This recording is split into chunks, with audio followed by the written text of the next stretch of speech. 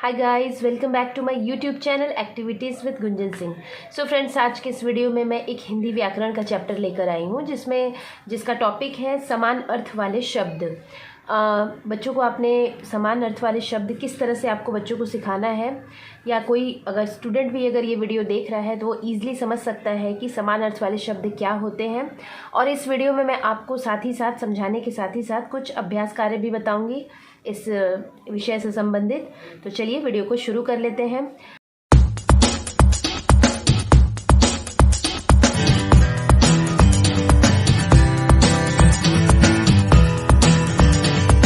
तो आज का जो विषय है वो है समान अर्थ वाले शब्द। समान अर्थ, समान यानी सेम टू सेम। तो किसे कहते हैं समान अर्थ वाले शब्द?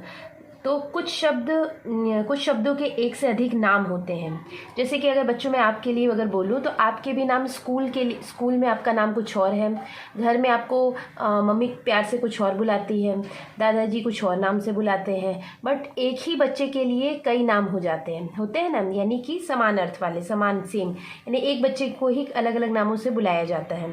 ठीक उसी तरह समान अर्थ वाले शब्द में भी सेम वैसे ही होता है कि कुछ शब्दों के एक से अधिक नाम होते हैं और इन्हें ही हम समान अर्थ वाले शब्द कहते हैं। चलो इसको हम समझने की कोशिश करते हैं। मैं आपको ये समझाने का प्रयास करती हूँ। पेड़ पर मोर है। अगर मैं आपको ये वाक्य दिखाती हूँ कि पेड़ पर मोर है, आप देख सकते हो यहाँ पर एक पेड़ है और इस पर एक मोर है। ठीक है, तो ये आपने देख लिया। अगर मैं बोलूँ इसी वाक्य को मैं बोलूँ वृक्ष पर मयूर है, तो भी सेम ही अर्थ निकल रहा है कि वृक्ष के ऊपर मयूर है। तो आप देख सकते हो यहाँ पर पेड़ पर मोर है, पेड़ को ही यहाँ पर वृक्ष कहा गया है, तो भी यानी आप इसे पेड़ भी कह सकते हो, इसे आप वृक्ष भी कह सकते हो। ठीक है, और पेड़ पर क्या है? मोर है। तो आप देख सकते हो ये किसका चित्र है? पिकॉक का है, जिसको हम हिंदी में मोर कह सकते हैं। इसी को हम मयूर भी कहते हैं। ठीक है, तो आपने देखा कि इसे हम मोर भी कह सकते हैं और मयूर भी कह सकते हैं। समझ में आया बच्चों कि एक ही चीज को, एक ही शब्द को हम अधिक नामों से बुला रहे हैं, तो यही होता है समान अर्थ वाले शब्द। समान अर्थ वाले कुछ शब्द हैं, आइए मैं आपको दिखाती हूँ। जैसे कि फूल, सुमन। फ्लावर को हम हिंदी में फूल, फिर सुमन बोलते हैं। मेघ, बादल सेमी है। चंदा, चांद, आप मून को कुछ भी बोल सकते हो, चंदा बोल सकते हो, चांद बोल सकते हो। उसी तरह से हिरण या फिर मृग, दो भी बोल सकते हो। बाग, बगीचा, किताब, पुस्तक सेम ही है। ठीक है, आप या तो किताब बोलो या तो पुस्तक बोलो, अर्थ सेम है। नाव, नौका, छाता, छतरी, वर्षा, बारिश, पक्षी, पंछी, हवा, वायु, आकाश, गगन, बेटा, पुत्र, घर, गृह, पानी, जल, आँख, नेत्र। आइज जो होती है हमारी, आँख बोलो या फिर उसको नेत्र बोलो। जंगल, वन, बालक, बच्चा। तो आपने देखा बच्चों कैसे एक ही शब्द के अधिक नाम हो गए, अलग अलग नाम हो गए। ठीक है, लेकिन चीज़ एक ही है, तो इसी को हम बोलते हैं समान अर्थ वाले शब्द। आई होप आपको समझ में आ गया होगा। अब चलिए मैं आपके साथ कुछ अभ्यास कार्य भी शेयर करूंगी, जिससे आपको ये और भी क्लियर हो जाएगा। तो जो सबसे पहली एक्सरसाइज है, आप देख सकते हैं यहाँ पर कुछ चित्र दिए हैं और उसके सामने कुछ नाम दिए हुए हैं। तो इसमें करना क्या है कि जो शब्द चित्र का नाम नहीं है, यहाँ पर कुछ चित्र दिए हैं और कुछ शब्द दिए हैं, तो जो भी शब्द चित्र का नाम नहीं है, यानी इस चित्र का नाम नहीं इसमें से बता रहा है, उसके आगे हमें क्रॉस करना है। ठीक है, तो ये आप देखो क्या है? सन है, इंग्लिश में हम सन बोलते हैं, हिंदी में हम क्या बोलते हैं इसे? सूर्य। सही है। ठीक है, सूरज, ये भी सही है। चांद, क्या हम इसे चांद बोलेंगे? नहीं बोलेंगे। तो कहने का मतलब यही है कि जो शब्द चित्र का नाम नहीं है, इस चित्र का नाम चांद नहीं है, इसलिए हम यहाँ पर क्रॉस करेंगे। क्लियर? अगला देखते हैं, ये क्या है? घर है, आप देख रहे हो। ठीक है, तो इसको हम क्या गृह बोलते हैं? यस बोलते हैं। नदी बोलते हैं? नहीं बोलते। क्या ये नदी है? नहीं है, तो हम यहाँ पे क्रॉस करेंगे। घर बोलते हैं? यस, हम इसे घर बोलते हैं। तो क्या नहीं बोलते हैं? नदी, इसलिए हम यहाँ पर क्रॉस करेंगे। फिर अगला क्या है? आप देख सकते हो पिक्चर। तो क्या हम इसे बंदर कहेंगे? बिल्कुल कहेंगे। शेर कहेंगे? नहीं कहेंगे। ये क्या शेर है? नहीं है तो हम यहाँ क्रॉस कर देंगे। वानर, यस, बंदर को हम वानर भी कहते हैं, ठीक है। अगला क्या है, ये एक आप देख रहे हो बुक है, जिसे हम हिंदी में क्या कहते हैं, किताब कहते हैं, पुस्तक कहते हैं। क्या हम इसे पेंसिल कहते हैं? यहाँ पेंसिल लिखा हुआ है, कहते हैं? नहीं कहते हैं ना, तो हम इस पर क्रॉस कर देंगे। तो जो भी शब्द चित्र का नाम नहीं है उसके आगे हमको क्रॉस करना है। ये पहली एक्सरसाइज है। आप चाहे तो इसका फ़ोटो लेकर के इसका प्रिंट निकाल के बच्चों को आप प्रैक्टिस के लिए दे सकते हैं। दूसरी एक्सरसाइज अब हम देख लेते हैं। दिए गए शब्दों के सामने उनके समान अर्थ वाले शब्द लिखो।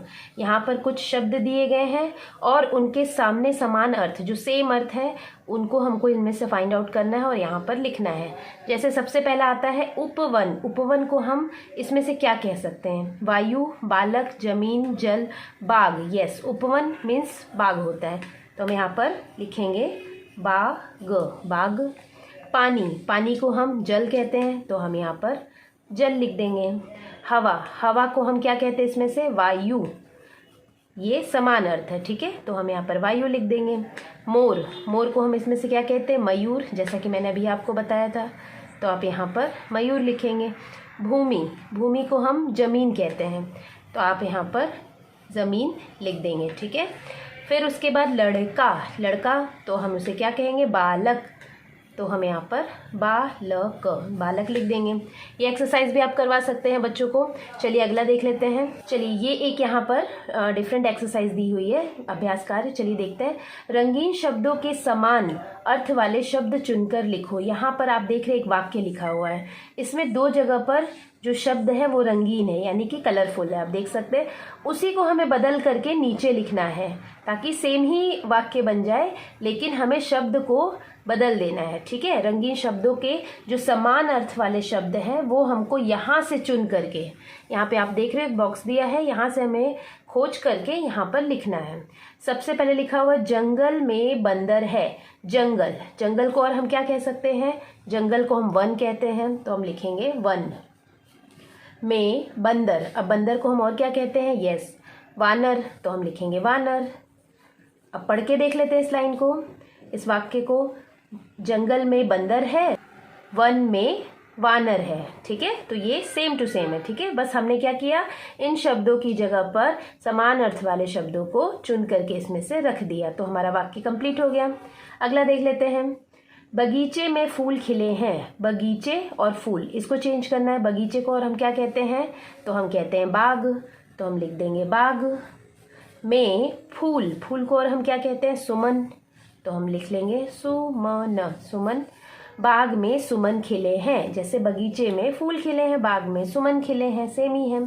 अगला है वर्षा हुई जमीन भीग गई। वर्षा हुई जमीन भीग गई, वर्षा को और हम क्या यहाँ पर कहते हैं? यहाँ से हम खोजेंगे बारिश, तो हम लिखेंगे बारिश, बारिश।